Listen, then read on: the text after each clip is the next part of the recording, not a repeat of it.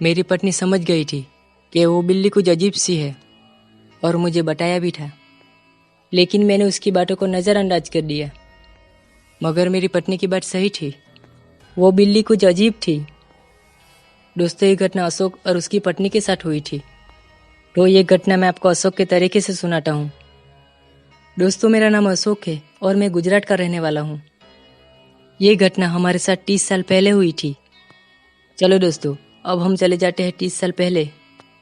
मेरी शादी के 2 साल के बाद मेरे घर में एक लड़का हुआ।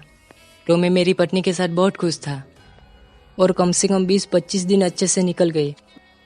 अब अचानक एक रात को मेरे घर में बिल्ली आई और वो बिल्ली मेरे पूरे घर में घूमने लगी और कुछ समय के बाद वो बिल्ली मेरे घर से चली गई। अब अगले दिन भी ऐसा ही हुआ।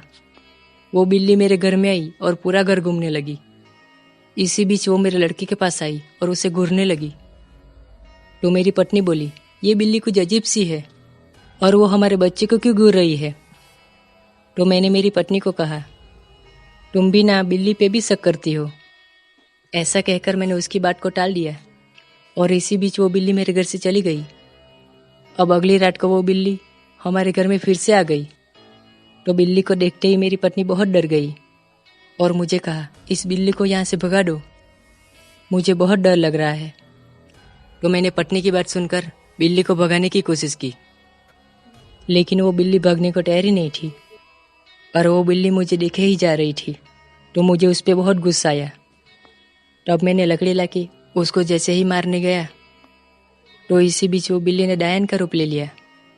तो डायन का रूप देखते ही मेरी पत्नी चीखने लगी। तो मुझे कुछ भी नहीं समझ में आया कि अब क्या करूं। इसी बीच वो डायन बोली, मैं तुम्हारे बच्चे को लेकर चली जाऊंगी और मैं उसकी बलि चढ़ाऊंगी। तो डायन की बात सुनकर हम बहुत डर गए और मेरी पत्नी बेहोश हो गई। इसी बीच मेरे पड़ोसी मेरे घर पे आए।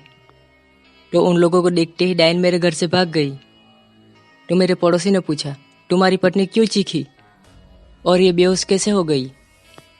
तो मैंने पड़ोसी को सारी बातें बताई। मेरी बात सुनकर वो लोग बोले, तुम कल ही घर में पूजा करवा लो तो तुम्हारे घर की सारी बला दूर हो जाएगी। ऐसा कहकर वो लोग मेरे घर से चले गए और कुछ समय के बाद मेरी पत्नी को होश आया। तो मैं बहुत खुश हो गया और मैंने अगले ही दिन घर में पूजा करवा ली। तब से मेरे घर में डायन आज तक नहीं दिखाई दी। दोस्तों, कैसी लगी मेरी कहानी? अच्छी लगी तो लाइक शेयर सब्सक्राइब जरूर कीजिए।